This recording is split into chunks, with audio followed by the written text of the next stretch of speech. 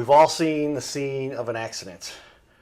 What happens after the accident scene is over? Stay tuned. We've got some expert explain to us how all of that is taken care of. Giddy up.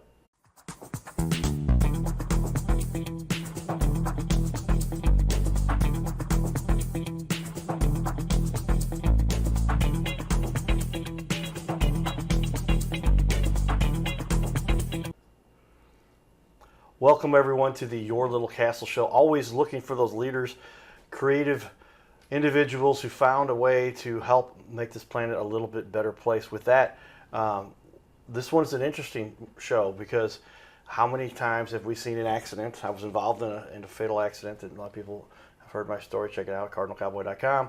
And there's a cars wreck, usually cars, I guess. It could be trains, planes, or cars. Or who knows, falling out a lot of ways. But then there's some biohazard, there's blood and related bodily fluids. And there's an investigation, a crime scene, etc. And then it has to be cleaned up. How does that take place? We've got two experts here with us, Amanda and Megan. I'm gonna go to our wide screen. There we go. We can see both ladies sitting in the screen. And we've got Amanda on the far end over there. And that's this one right here, Bacardi. She's the owner-operator, and then her mate here, let me press the right button, there it is, Megan Bacardi. Welcome to the show, ladies. Thank you. Thank you for having us. Thank you. Yeah, so Dawn is, my assistant, has been helping me figure out, different exciting guests to have on the show, and she said, I think she was looking for something in that space, and she came across you guys. And she's like, wow, this is really interesting what they do. And it's something that most people, we don't contemplate this very often, but a very interesting topic because it's something many people had to deal with. And we know this happens when there's 40,000 auto accident fatalities every year from car accidents.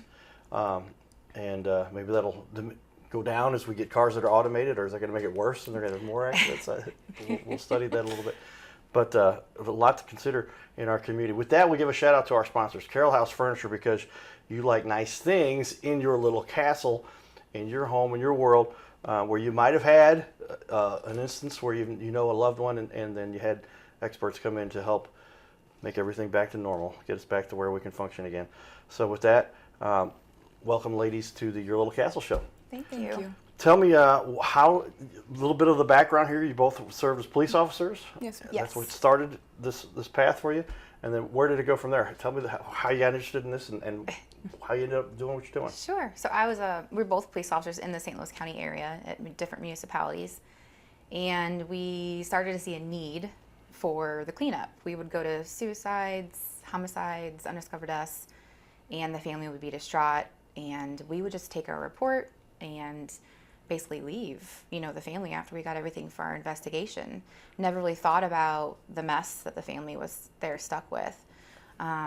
We got presented the opportunity to own a Bio One in the St. Louis area, and we thought, well, that's a good segue into cleaning it up. We're used to, working with families who just suffered a loss, and now, we're able to still serve them just in a different way.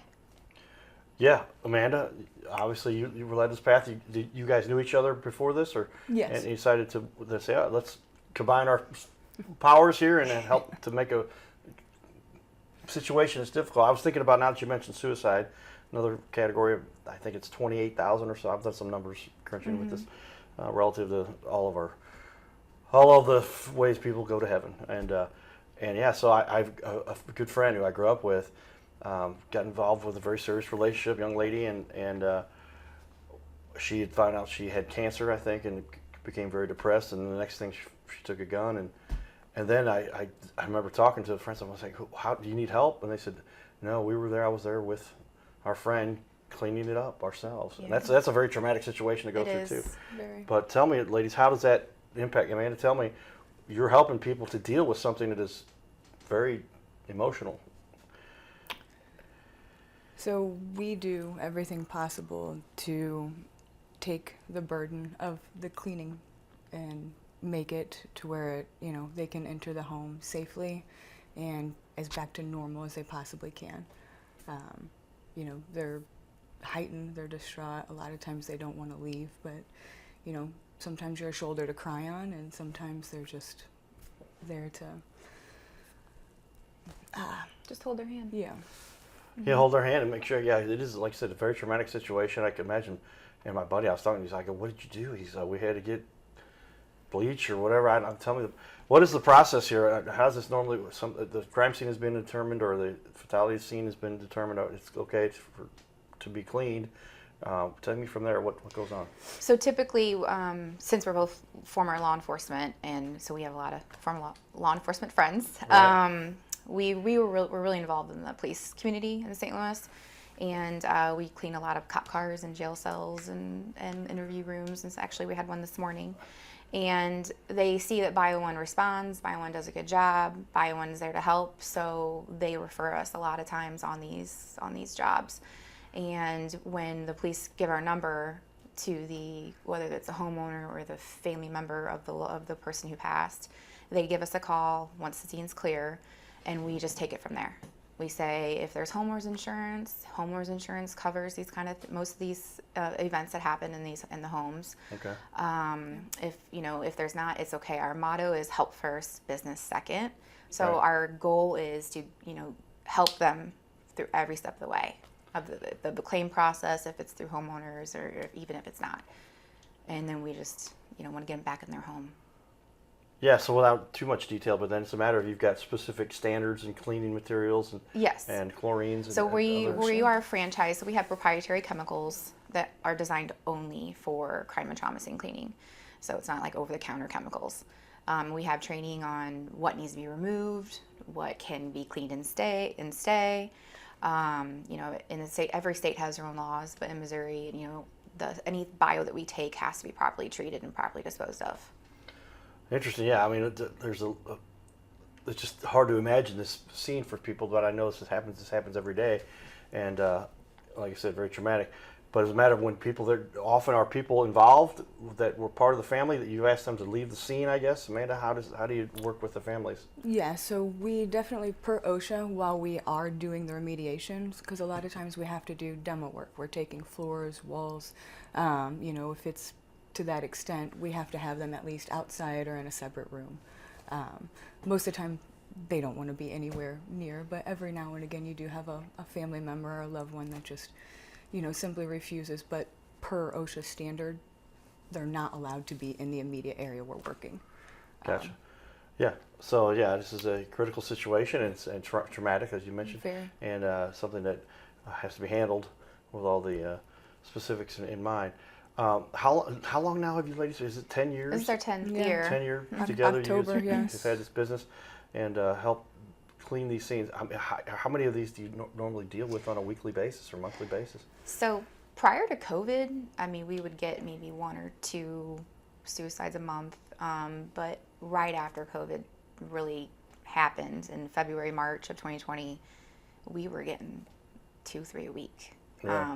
COVID has really increased the mental health crisis in this society. It's and then a lot more undiscovered deaths. 'Cause people are staying in their homes and not wanting to go out and socialize and leave their home. So it just depends. Summertime, warmer months, we're busier. Even with our hoarding as well, we're busier in the warmer months. It kind of slows down in the cooler months. Yeah, and so that leads to a lot of people. Then very often you find it was the homeowner, and then they stored an excess of personal items. They call that Yes. hoarding, and then you help. It's another part of your business, help people. Yes, so a lot of rid them. times our undiscovered deaths, there's some hoarding involved. As of just this week, we did a death cleanup in Columbia, Missouri, and it was a severe hoard as well. So now we're cleaning up the hoard. We handled the death cleanup, and now we're doing the hoard. So there's a lot of things we can do to help the family get the house back on track. Yeah, I guess also another consideration here throws over to once the house has been cleaned, somebody says, "Oh, we're not going to keep paying a mortgage here for somebody, they're not living here anymore. The resources to pay for it aren't there. They've got to get the house ready to be sold." And so you're helping with the bio cleanup for that and the hoarding to remove the items. Absolutely. Is it? Amanda, tell me how that process goes with regard to the hoarding too. So a lot of times when we do have, the initial cleanup and then there's a hoard afterwards, they trust us, we've already taken care of the initial call. They trust us enough to get the house ready for sale. You know, we get everything out, we do all the cleaning. We can even assist with contractors to come in for if they need cabinets, carpeting, things of that nature as well that we trust. So we can literally get it from, you know, shambles to on the market to help them sell. Yeah, so this is a complete recovery from a very traumatic situation. Absolutely. And like you said, some of this almost ends up to mean some counseling involved where you are talking to the remaining members that are family members that are going through this with them. Often, yes. Is there anybody else involved with your team? Who else helps you with this, and who else is involved? So Amanda and I are we answer their phones, we handle all the admin, and we do supervise when needed. We oversee every job that happens every single day, and we personally work with the insurance companies, but we do have a wonderful crew. Our technicians are amazing, and they really do make us what we are. We're very blessed. Yeah, how many members of the team do you have all together then? We like to keep anywhere from 5 to 7, Okay. Just because, you know, we're a very need business. We're not a want necessarily business. Right. We can't make things happen. So in order to keep 5 to 7 people happy, you know, with their paychecks and, Right. and busy, that's our good number for us. Kind of gives you an indication of where we're at in our culture and these things, and how often we have to deal with these. Well, then, what is about you enjoy with regard to this? I mean, it's hard to be passionate about this, but I mean, understand you are helping to serve our community. What does you enjoy about the feeling you get to say, hey, we've helped somebody through a traumatic situation to recover and get back with their lives in order? Well, you said it, serve. I feel like with us being law enforcement before, and even our jobs before law enforcement, we've always been in the service industry. I do find that that's where you truly find real happiness, is serving others. And we 100%, It's very rewarding. Yeah. Our job is very, very rewarding. Yeah. It's can be very difficult helping manage others' heightens emotions, but it's so rewarding, you know, after the fact. Just Yeah, alleviating, you know. Yeah, the family has been through a very traumatic situation, and you're there to help them understand it and get into. I've got perspective on I believe there's something bigger and better after this. And when my dad went to heaven, I remember laying there and I just wanted to touch him one more time and say, "Are you?" And it's very touching and difficult situation for us all to deal with. Yes, sir. A lot of wonderful things have been said about you. I'm going to put up on the wall here, and I'll get caught up in our conversation. You've got a nice Facebook page. You've got a beautiful website. Put those up on the scenes behind us. But with regard to, I just did AI these days will tell us what is out there that the world has to say about just about everything, right? But BioOne, a biohazard and trauma cleanup company, generally receives highly positive reviews for its empathetic, professional, efficient service, and that's got to make you feel good. That this is what the AI is digging into everything that's being said out there, and they're saying nice things about you and saying you're helping people in a traumatic situation. Yes. Very cool. Well, with that, everybody, we appreciate you. We got more here, though. We're going to share a little bit more about the ins and outs of this business and how they help people and what they're doing to impact our community. Stay tuned. We'll be back here in just a minute. Featuring Kansas City versus St. Louis. Introducing first, fighting out of the red corner. Standing 5 feet 6 inches tall and weighing in at 160 pounds. Representing Kansas City Guns and Hoses and the Platte County, Missouri Sheriff's Office. Ladies and gentlemen, please welcome Hannah Blacklock. And her opponent fighting tonight out of the blue corner. I like Francis here better. At 5 feet 7 inches tall, she weighed in at 159 pounds. And she represents St. Louis Guns and Hoses and the Belleville Police Department. Ladies and gentlemen, please welcome back Angelina Free. You don't want to pick a fight with these girls. Featuring Kansas City versus St. Louis. Introducing first, fighting out of the red corner. Standing 5 feet 6 inches tall and weighing in at 160 pounds. Representing Kansas City. His name is Carter Rethwich, but in St. Louis, he's known as the Cardinal Cowboy. He's a well-known fixture in the stands at sporting events in the Gateway City. He's one of its greatest cheerleaders, a super fan like no other. When he makes his rounds at almost every home game, he shares his love for sports with the rest of fandom with a smile, a cheer, some positive encouragement, and lots and lots of selfies and pics. But the Cardinal Cowboy was born of a tragic incident. Rethwish was an aspiring athlete in high school and college. He dreamed of playing in the big leagues, but those dreams ended when he and 3 of his college friends were hit with a devastating crash by a 5-time drunk driver. One of his best friends died. Carter suffered a critical head injury. The trauma put him in a coma for 6 days. The doctors said he was never expected to function again. Those expectations never came true. He fought back and finished college. He was determined to prove the doctors wrong.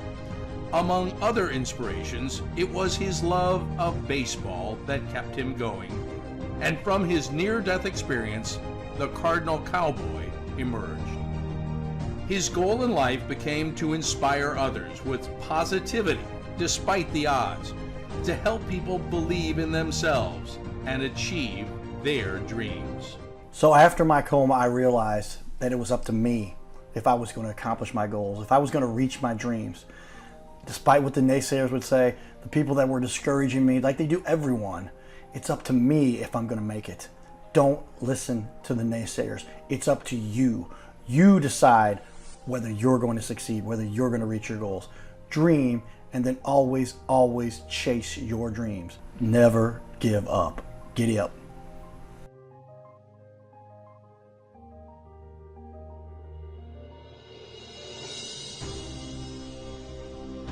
By now, we are on ABC 5 times a week.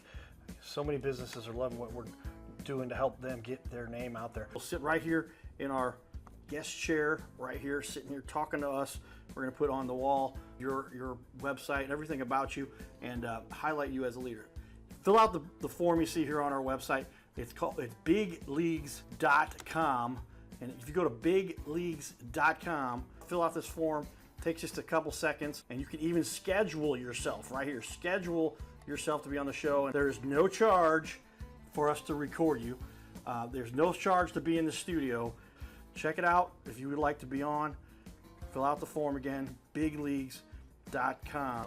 This is where we can turn any interview into a series of clips. A professional video on your website closes more sales by instantly building trust, clearly explaining complex products, and keeping visitors engaged longer, reducing bounce rate by 34%.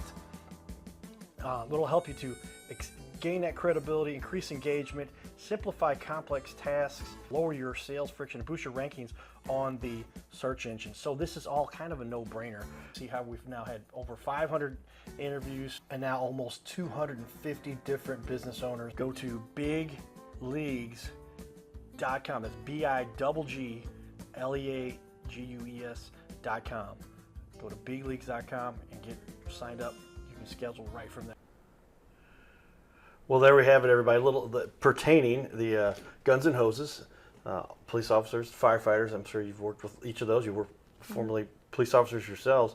All tied into what we all have to learn to deal with a little bit when we see situations like this.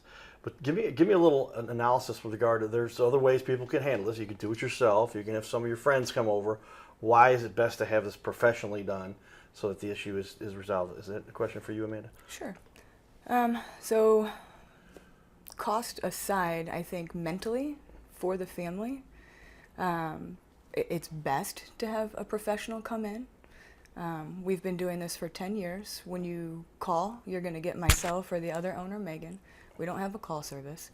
We're going to walk you through the steps of homeowners insurance. We'll call it in for you. We'll even handle your claim if you need. We'll get in there. We have professionally trained technicians. We will remove all biohazards, even if it includes demolition in the home, and then we will help assist with rebuilding. So if they need contractors to come in after we're finished, we have them. Okay. Yeah, because there's a lot more that could be potentially if there's damage to the home. Absolutely.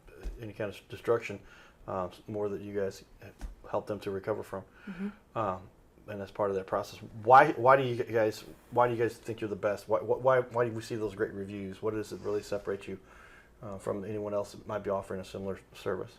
We're very genuine and compassionate with our clients when they call, and they call us. They don't get a call service. They don't get a press 1 for so and so, press 2.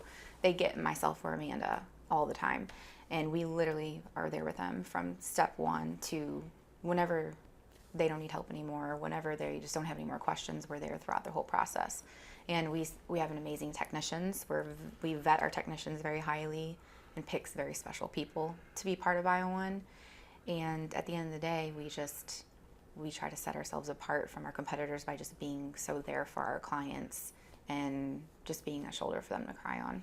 Yeah, this is like we talked about, a very difficult situation. A lot of people are going through. They've just lost a loved one in a traumatic fashion. It's it's a little less stressful when somebody has had cancer and they know it's coming. But a lot of times this is a sudden situation where they're dealing with something going, what just happened? And my world flipped upside down, and now their business, their partner in life, or somebody that they count on and spend a lot of time and energy with, or maybe they're in business with, they now have to deal with all this. So you help with all of that. That's very cool.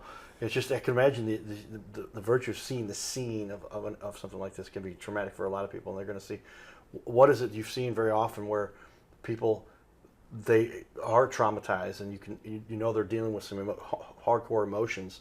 And do you get involved with that to help them to understand what they're going through? Because you can counsel that a little bit. How does that work? We can. I feel like when being in law enforcement, the skills that we gain from being in the law enforcement, just dealing with the community, working with the community, and going to scenes when they first happen as first responders, it really helped us transition to being more like last responders, being there to help them when the shock is kind of worn off.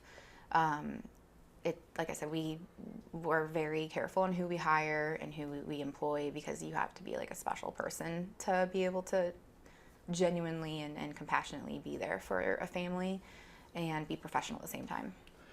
Yes, and Amanda, you help with this too. Absolutely.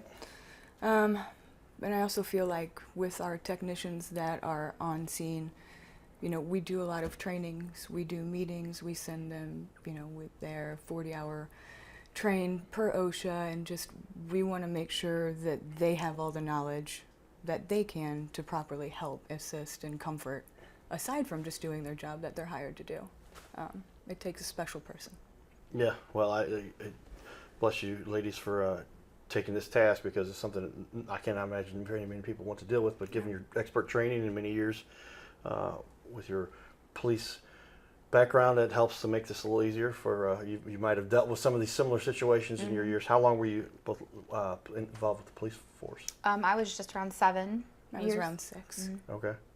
Okay, yeah, so that's a long period. So now you're talking 40 years combined, 35 years combined between the two of you. That a lot of times, so you started very young, obviously. Yeah. Well, thank you. to get that kind of experience. Good to see that somebody's put the time and energy in to do so.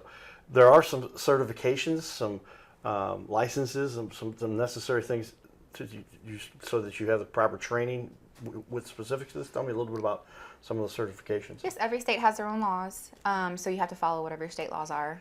But we are individually owned and operated. We do have the 3 locations that we own individually and operate ourselves, but we do have a corporate office. So our corporate office, we do have to answer to. They say, hey, they put this out there. This is a new training. Highly recommend it.